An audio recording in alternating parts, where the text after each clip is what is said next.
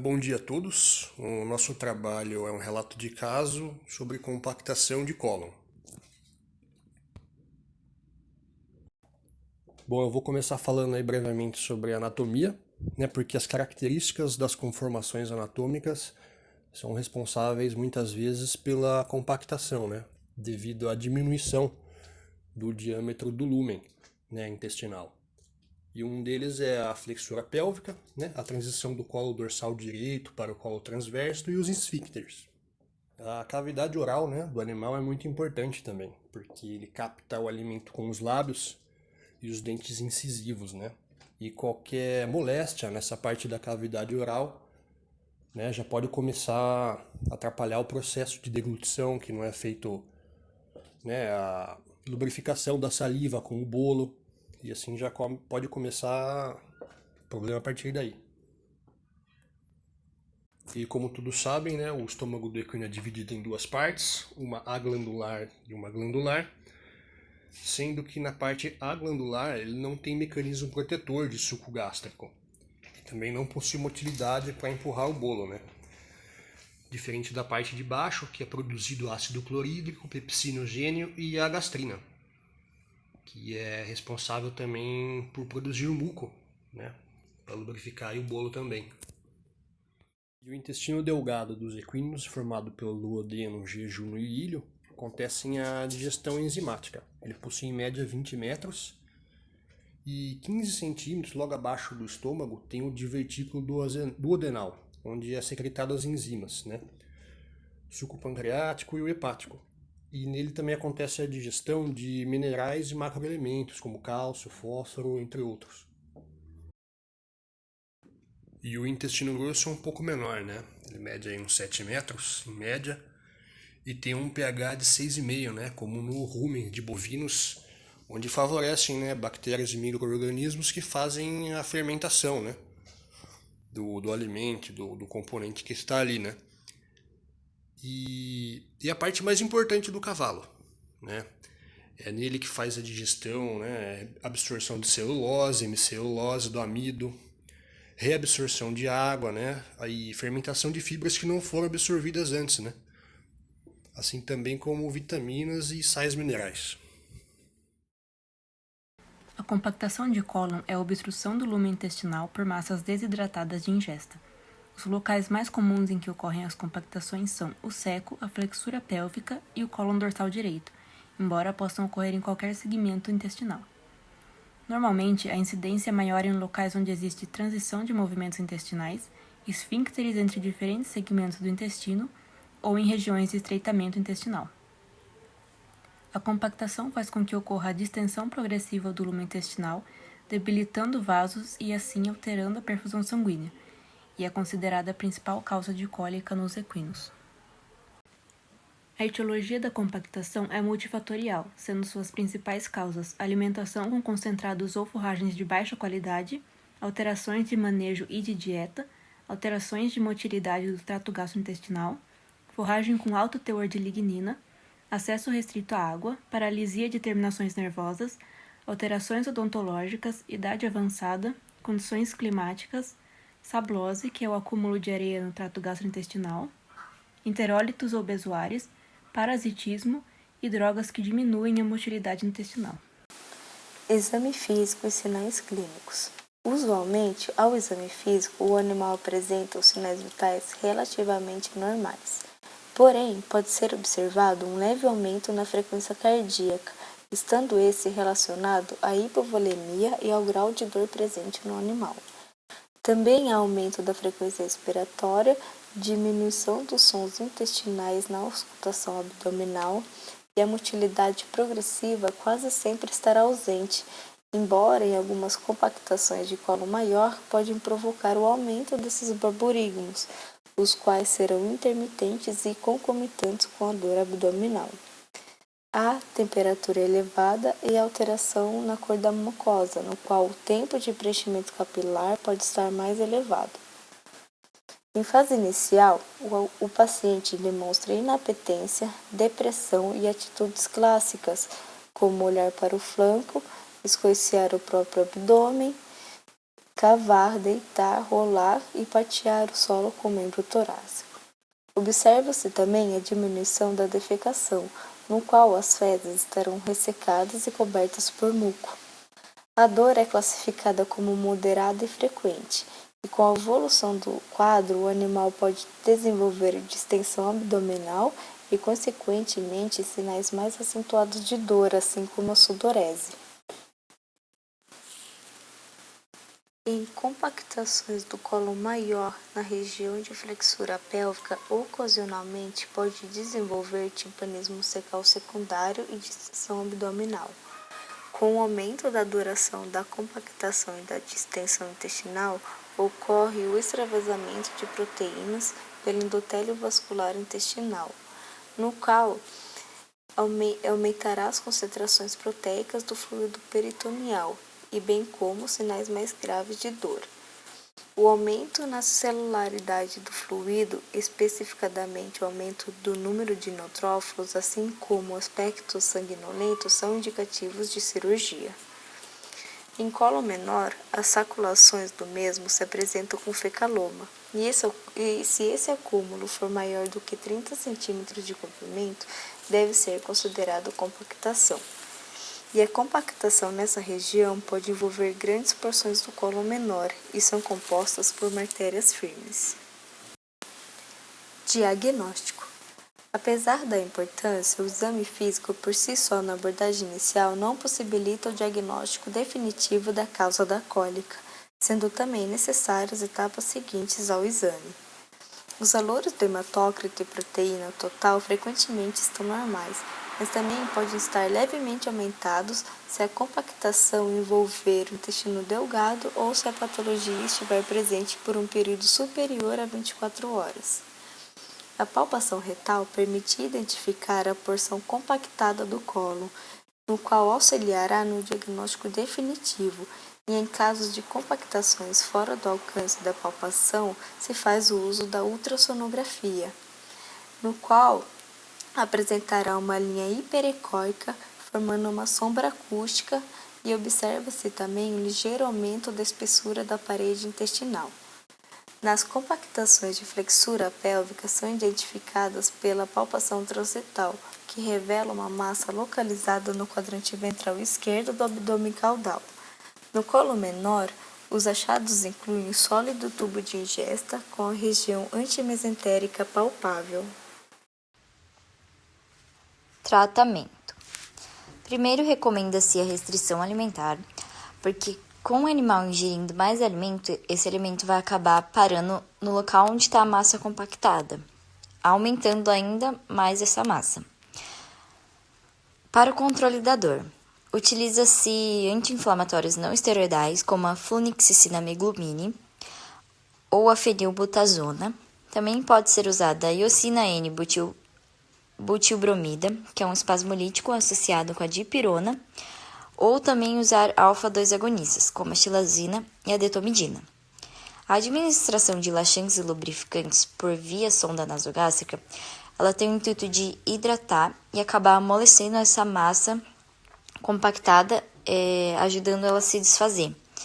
E também lubrificar o canal intestinal para que essa massa percorra o canal mais facilmente. Temos o óleo mineral na dose de 5 a 10 mg por quilo a cada 12 horas. Tem o óleo de linhaça, que atua como um laxante, na dose de até 2,5 ml por quilo a cada 12 horas. Sulfato de magnésio, que também atua como um laxante de 0,5 a 1 grama por quilo. E em casos de sablose, que é a massa compactada quando o animal ingere muita areia, pode ser usado o psilomuciloide hidrofílico ou a carboximetilcelulose na dose de 0,25 a 0,5 kg por 500 kg uma vez ao dia. A fluidoterapia intravenosa tem o intuito de reestabelecer o equilíbrio hidroeletrolítico do animal. O volume vai depender do grau de desidratação do animal. A velocidade é de 10 a 20 ml por quilo-hora e utiliza-se cristalóides, como Ringer com lactato e soro fisiológico a 0,9%. A fluidoterapia interal, o animal vai absorver a água de forma fisiológica. Ele só vai absorver a água que ele realmente está precisando. Utiliza-se água fresca, 37 graus, que é um líquido isotônico ou hipotônico, e ele deve ser administrado na velocidade de 5 a 10 litros a cada 30 a 60 minutos. A toracocentese tem o intuito de viabilizar a saída de gás e líquidos. A acupuntura é um meio de tratamento à parte, que vai depender da conduta do veterinário, que tem o objetivo de aliviar a dor.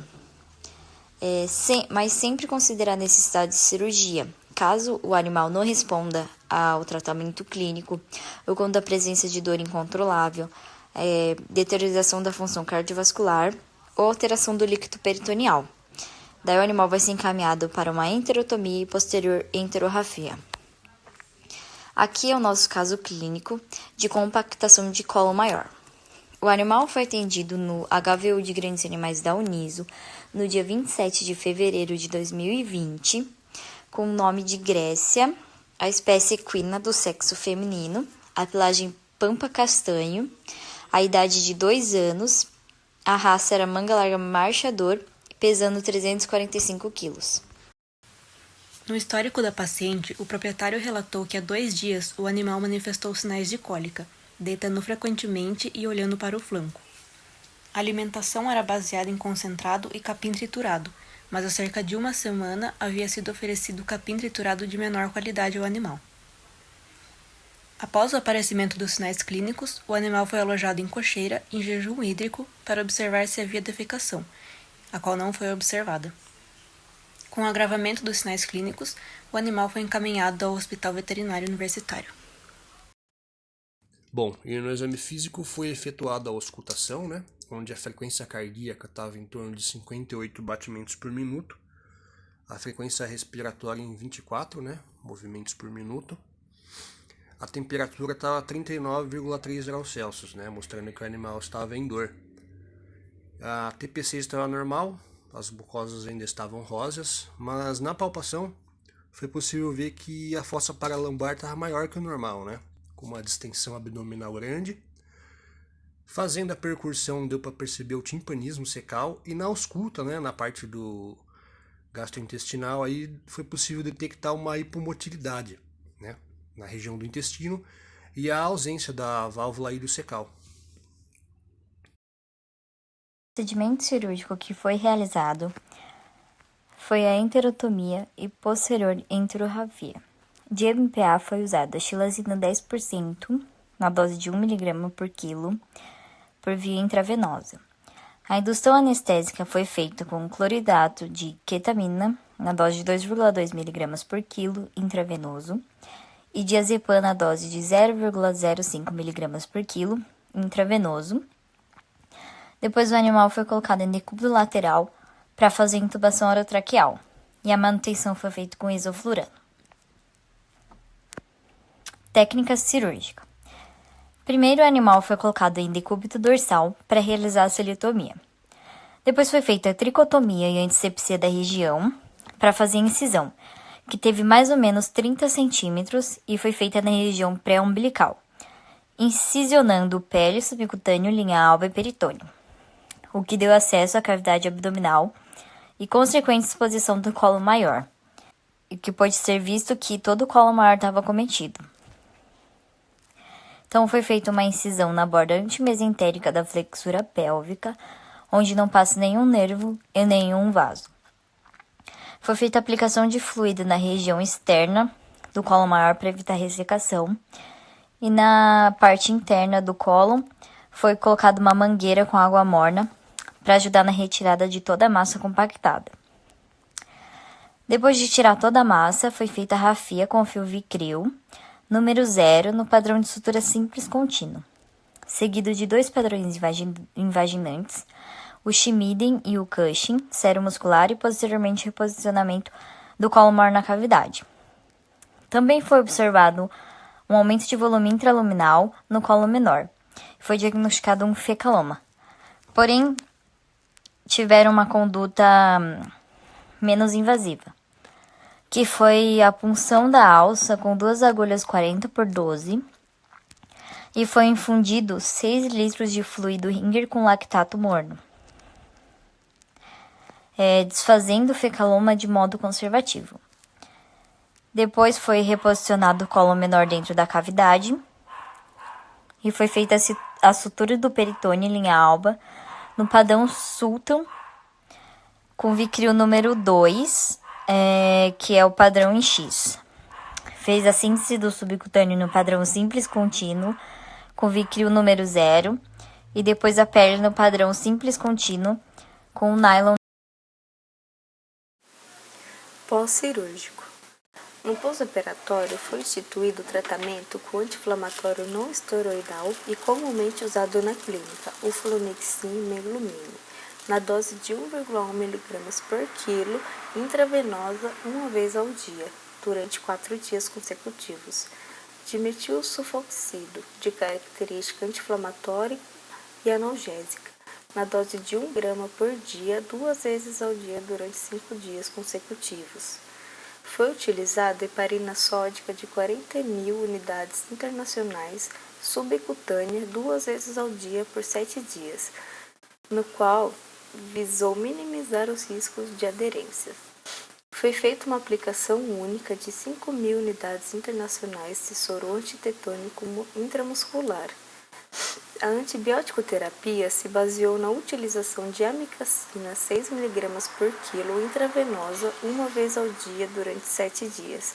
Este mesmo medicamento foi associado também à penicilina benzatina, na dose de 40.000 unidades internacionais intramuscular 2 vezes ao dia, totalizando em 3 aplicações.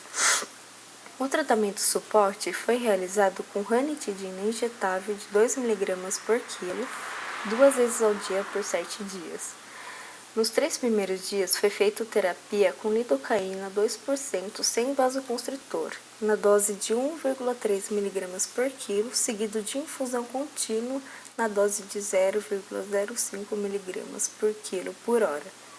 Foi fornecido também nos primeiros 7 dias complexo vitamínico intravenoso e também protetor hepático à base de gel-metionina intravenosa 2 vezes ao dia. O curativo local foi realizado também 2 vezes ao dia e se deu com o uso de PVPI tópico, seguido de pomada Ganadol e spray prata. A paciente permaneceu internada durante 12 dias, no qual seus hábitos alimentares, a volta do apetite, a estabilização da motilidade intestinal e a defecação normalizada retornou de forma gradual. As caminhadas foram retomadas no pós-operatório, também de forma gradual e com a alta sendo dada a partir da total recuperação clínica da paciente.